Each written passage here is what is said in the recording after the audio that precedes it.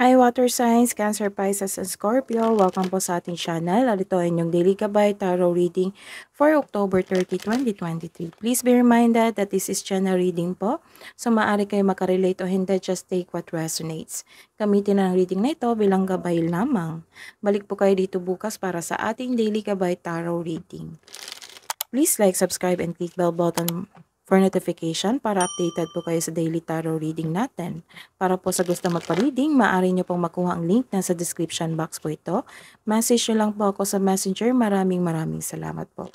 By the way, uploaded na po yung Scorpio birthday reading po. Scorpio birthday reading.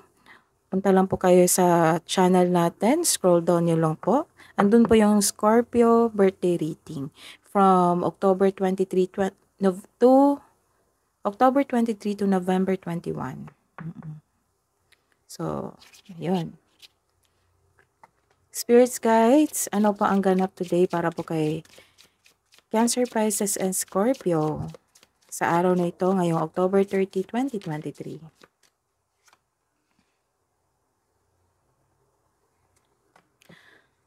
Sa araw na ito, may influence yung officer na nagtrabaho sa isang government agency. It might be a police, sundalo, basta po official person. Wow! Magkakaroon kayo ng sudden wealth sa araw na ito or parating na po ito sa inyong buhay. So, this is good news sa mga nahihirapan ngayon na may problema sa pera. Claim nyo na po. And maaring may tutulong po sa inyo na isang mayaman na lalaki. So, sino kaya ito? Spirits guys, ano po yung message nyo po para kay Cancer, Pisces, and Scorpio? Dragonfly, live life to the fullest. And sensuality, express your sensuality.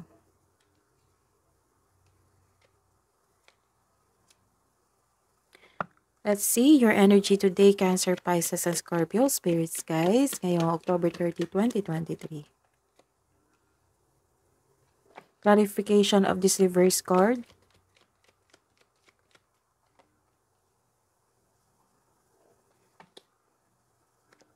Money, career and money po, Cancer, Pisces, and Scorpio sa araw na ito, October 30, Spirits Guide. Clarification of this reverse card. Love and romance. Self-love, partnership, and romance para po kay Cancer, Pisces, and Scorpio ngayong October 30, 2023, Spirits Guide.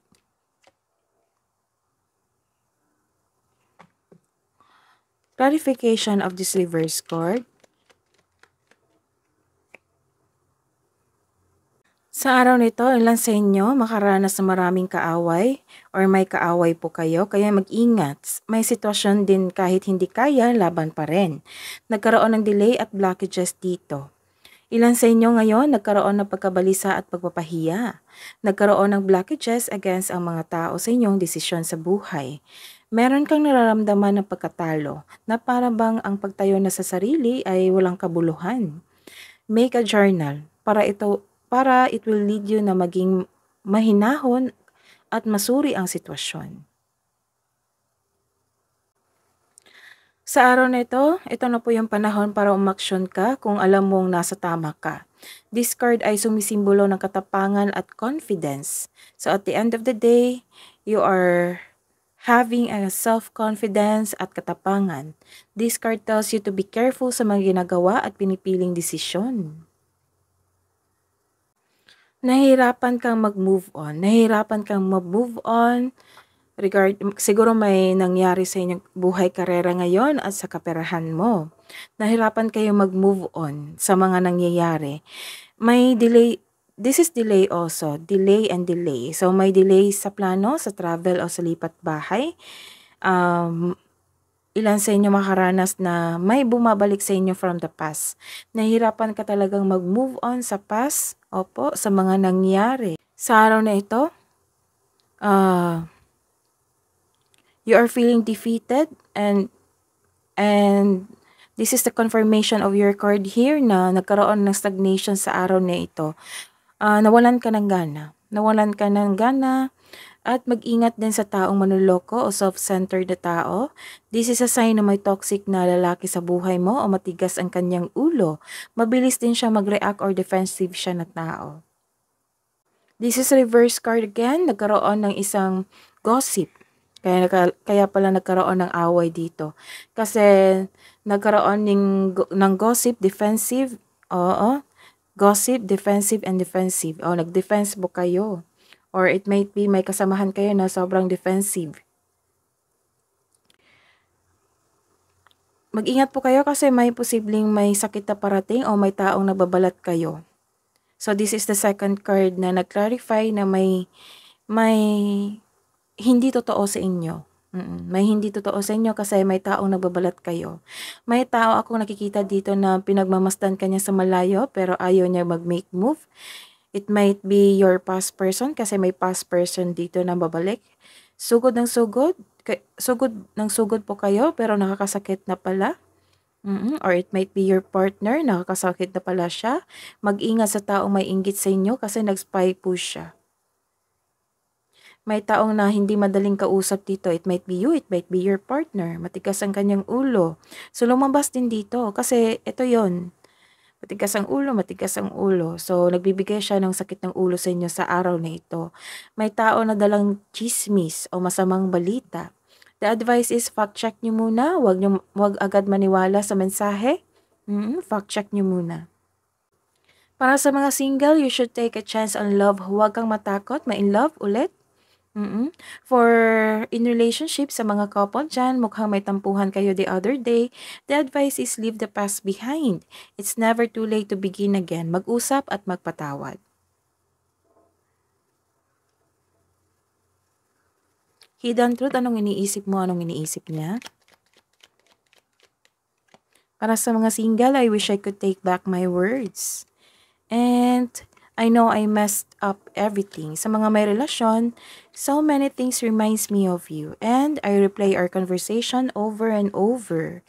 Love advice po para sa mga single.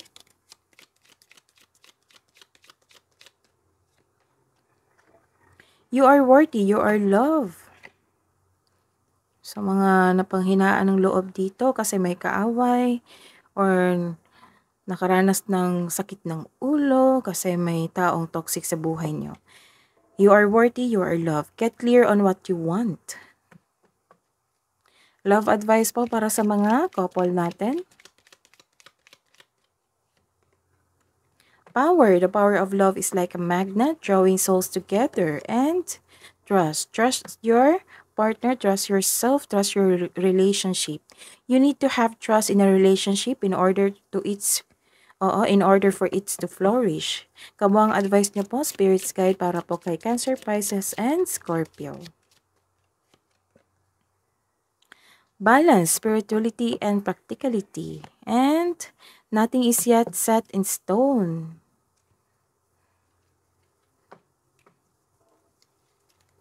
Angels, archangels, guardian angels, spirits, guys. Advice niyo po, message niyo po para kay Cancer, Pisces, and Scorpio sa araw na ito. Message from Angel Therapy. Angel Raphael, give your cares and worries to us angels and allow us to take your burdens. And message from Archangel Michael, I am protecting you against lower energies and guarding you, your loved ones, and home. That is your reading today. Water signs, balik po kayo dito bukas. Please like, subscribe, and click bell button for notification para updated kayo sa daily tarot reading natin. Maraming salamat po.